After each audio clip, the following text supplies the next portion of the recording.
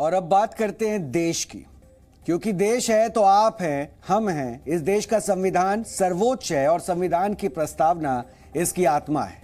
इस प्रस्तावना में भारत को एक संपूर्ण प्रभुत्व संपन्न गणराज्य कहा जा गया है। इसमें राष्ट्र की एकता और अखंडता को हमेशा कायम रखने की बात लिखी गई है। और आप सोच रहे होंगे कि आज हम इसकी चर्चा क्यों कर रहे हैं। दरअसल बीते 24 घंटे में देश की दो केंद्रीय एजेंसियां एनआईए और ईडी ने कोर्ट को जो कुछ भी बताया है वो बेहद खतरनाक है। और ये जानकारी देश की एकता और अखंडता पर सीधे चोट करता है। जांच एजेंसियों का दावा है कि देश में आईएसआईएस को तेजी से फैलाने की कोशिश की जा रही है और पीएफआई से जुड़े लोग युवाओं को आईएसआईएस में शामिल होने के लिए लगातार प्रोत्साहित भी कर रहे हैं। हालांकि ये जानकारी पहले भी आती रही है, लेकिन इस बार केंद्रीय जांच एजेंसियों ने देश के अलग अलग कोर्ट में एक साथ ये दावा किया है। सवाल इस देश की एकता और अखंडता का है, इसलिए आज हम एक बार फिर से पीएफआई पर विश्लेषण करेंगे, यानी पीएफआई के कारनामों का कच्चा चिट्ठा एक बार फिर से आपके सामने खोलेंगे। पीएफआई के गिरफ्तार लोगों को देश के अलग अलग कोर्ट में पेश किया गया। एनआईए ईडी की रेड में पीएफआई के 100 से ज्यादा कार्यकर्ताओं को गिरफ्तार किया गया था और इन सभी के बारे में अलग अलग कोर्ट में जो जानकारी दी गई उसके बारे में भी हम आपको विस्तार से बताते हैं। और ये कोर्ट में जो जानकारियां पीएफआई के बारे में दी गई है उन दोनों की कॉपी मेरे पास है, इनका भी हम विश्लेषण करेंगे। और ये जुडिशियल रिमांड की एप्लीकेशन की कॉपी है। इसमें केरल के एर्नाकुलम में एनआईए के विशेष कोर्ट में एनआईए की ओर से इसे पेश किया गया है।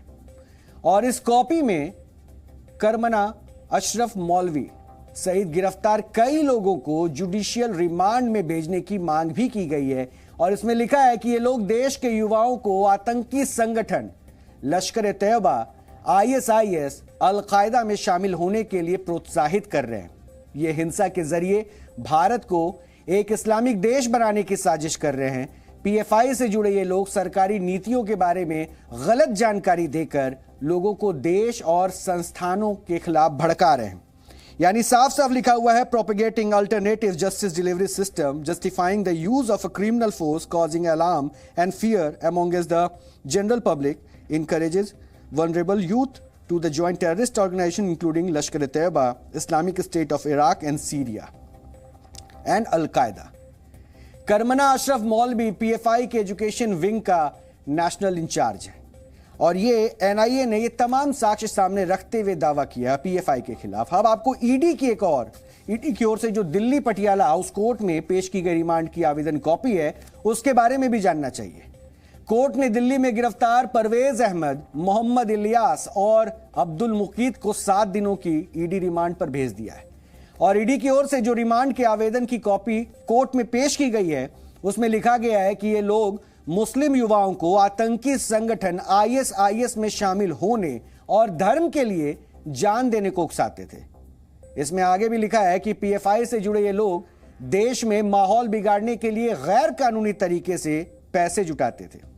और इसमें जो सबसे बड़ा आरोप लगाया गया है वो ये कि पीएफआई से जुड़े लोग इस वर्ष 12 जुलाई को पटना में प्रधानमंत्री की रैली के दौरान हमला करने की तैयारी में थे और इसके लिए कई लोगों को ट्रेनिंग भी दी गई थी। और इसमें साफ साफ लिखा हुआ है, organising training camp with the intent to cause disturbance during honourable prime minister's Patna visit on 12/7/2022, preparing, printing and processing incriminating literature having potential to pose threat to the unity, integrity and sovereignty of the nation. और इस training में PFI से जुड़े लोग और उसके पैसे का इस्तेमाल भी किया गया था। लेकिन प्रधानमंत्री के पटना दौरे से एक दिन पहले ही पीएफआई से जुड़े लोगों को पटना के फुलवारी शरीफ से गिरफ्तार कर लिया गया था। आप सोचिए, अगर पीएफआई के ट्रेंड ये लोग गिरफ्तार नहीं हो पाते तो फिर क्या होता। यानी ये साजिश को अंजाम देने की कोशिश में थे। अब आप समझ सकते हैं कि पीएफआई का एजेंडा कितना खतरनाक है। एक तरफ जहां केंद्रीय एजेंसियां पीएफआई के खिलाफ कार्रवाई कर रही है और दूसरी ओर इस कार्रवाई के खिलाफ पीएफआई से जुड़े लोग लगातार हंगामा और प्रदर्शन कर रहे हैं। ये हंगामे और प्रदर्शन की तस्वीरें हैं क्योंकि एनआईए के कार्रवाई के विरोध में पीएफआई ने आज केरल में 12 घंटे के बंद का ऐलान किया था और इस दौरान केरल में अराजकता का माहौल भी देखने को मिला। दुकानों और गाड़ियों में पीएफआई से जुड़े लोगों ने तोड़फोड़ की। पुलिस और प्रदर्शनकारियों के बीच कई जगह पर झड़प की तस्वीरें भी आई। आप तोड़फोड़ और पुलिस के साथ झड़प वाली ये तस्वीरें भी देख सकते हैं। इसमें आप जब देखेंगे तो आपको पीएफआई की अराजकता का एक और भी वीडियो अभी जो हमारे पास है वो भी हम आपको दिखाते हैं। इसमें सरकारी बस पर दरअसल एक ड्राइवर है जो हेलमेट पहनकर बस चला रहा है, क्योंकि केरल में जगह जगह सरकारी बसों पर हमला किया गया, बसों पर पत्थर फेंके गए और तोड़फोड़ की गई। इसलिए अपनी सुरक्षा के लिए बस ड्राइवर हेलमेट पहनकर बस चला रहे थे ताकि वो सुरक्षित रह सके। अब आपको केरल के कोट्टम का एक और वीडियो दिखाते हैं, जिस वीडियो में प्रदर्शन का सच सामने आ जाएगा। सच को आप समझ पाएंगे। इस वीडियो में दिख रहा है कि 2 बाइक सवार एक होटल पर पत्थर फेंक रहे हैं। इससे पीएफआई का असली चरित्र भी सामने आता है। जो संगठन ये कहता है कि वो सामाजिक और धार्मिक काम करता है, उसके ऊपर जो कार्रवाई हो रही है वो गलत है, लेकिन उसके विरोध का तरीका देखिए जिसमें खतरे में समाज ही नजर आता है, क्योंकि जगह जगह तोड़फोड़ और गुंडागर्दी की ही तस्वीरें देखने को मिलती है। केरल के अलावा भोपाल और पुणे में भी पीएफआई की ओर से हंगामा किया गया। पीएफआई के खिलाफ कार्रवाई पर एक तरफ जहां इससे जुड़े लोग देश में माहौल बिगाड़ रहे हैं, तो वहीं दूसरी ओर इसे पूरे मामले पर राजनीति भी अब खूब हो रही है। पीएफआई हंगामा और राजनीति से जुड़ी हमारी ये रिपोर्ट भी आपको जरूर देखनी चाहिए।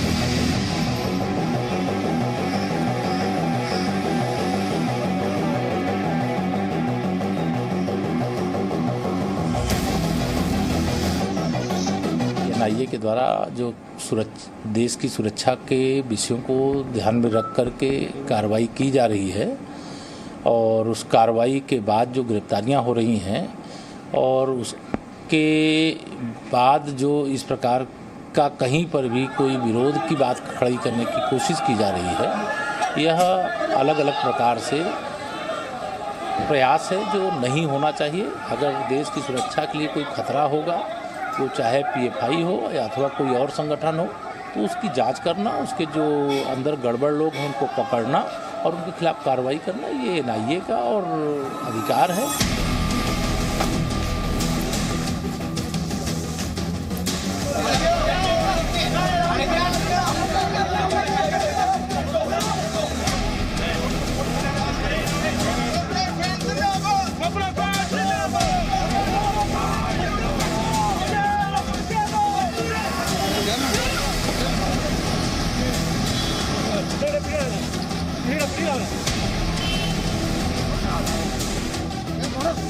जो भी कानूनी कार्रवाई या जो जांच एजेंसियां कार्य कर रही है और उनके पास अगर साक्ष्य है तो करना चाहिए। जो व्यक्ति, जो संस्था भारत विरोधी गतिविधियों में लिप्त है, उसके खिलाफ जो भी कानूनी कार्रवाई है उसको होनी चाहिए। पर सवाल एक ही है, उसका जवाब मोदी सरकार को देना चाहिए कि 8 साल से पीएफआई को बैन करने के लिए आपने पहल क्यों नहीं की?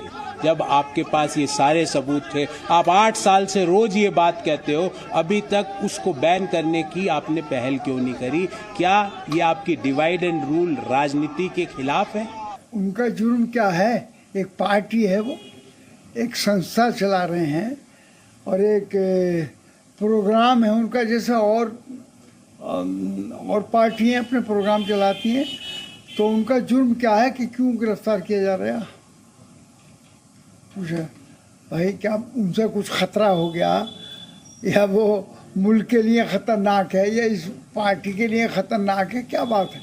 क्यों उसके साथ ये अमल हो रहा? और कितनी पार्टियां देश के अंदर चल रही हैं सियासी, they say that ISIS is doing a lot of work, and they profess the ideology that ISIS has adopted. And just like how ISIS has declared war against Kafirs and the non-believers, even these people wanted to declare war against Kafirs and non-believers. And in pursuance of this, they secured materials to build a bomb. In fact, they had a PDF from ISIS which explained step-by-step instructions of how to build a bomb. Using those instructions, they have built a bomb, and they have carried out an experimental blast near Gurupura in Shimoga outskirts, next to Tunga river. And post that blast, they had collected more of these materials, and they were in search of additional materials.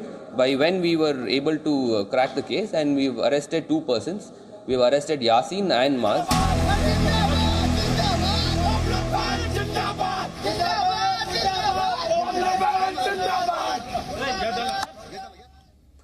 सुरक्षा एजेंसियों के मुताबिक PFI अभी देश के 16 राज्यों में संगठित तौर पर काम कर रहा है और उस पर अपने एजेंडे को आगे बढ़ाने के लिए गैर कानूनी तरीके से पैसे जुटाने का भी आरोप है। ईडी के मुताबिक अभी तक की जांच में पीएफआई और उसके अलग अलग संगठनों के खातों में 120 करोड़ रुपए से भी ज्यादा जमा होने के सबूत मिले। ईडी ने जो अब तक खुलासा किया है वो बेहद चौंकाने वाला है।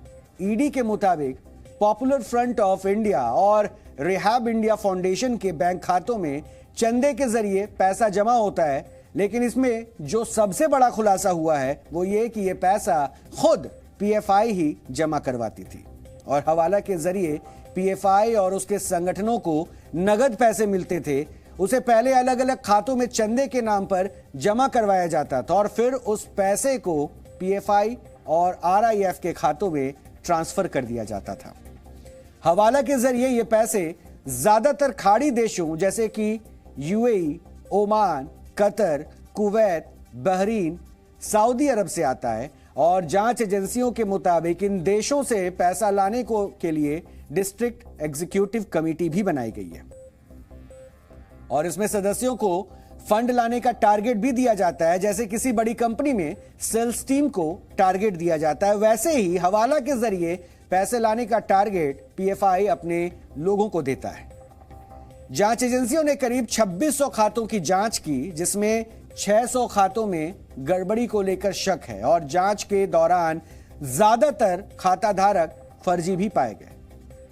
पीएफआई के सभी बड़े नेता गिरफ्तार हो चुके हैं। जांच एजेंसियों ने अभी तक जो खुलासे किए हैं उसमें यह विस्तार से बताया गया है कि कैसे पहले पैसे जुटाए जाते थे और फिर इन पैसों को देश भर में माहौल बिगाड़ने के लिए अलग अलग लोगों को दिया जाता था या खातों में ट्रांसफर किया जाता था।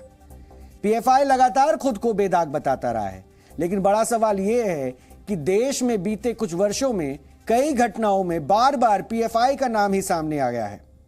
हालांकि एक सवाल यह भी है कि अगर पीएफआई इतना खतरनाक है तो उस पर बैन अब तक क्यों नहीं लगा, इतनी देरी क्यों हो रही है? और इसी सवाल का जवाब अभी तलाशा भी जा रहा है।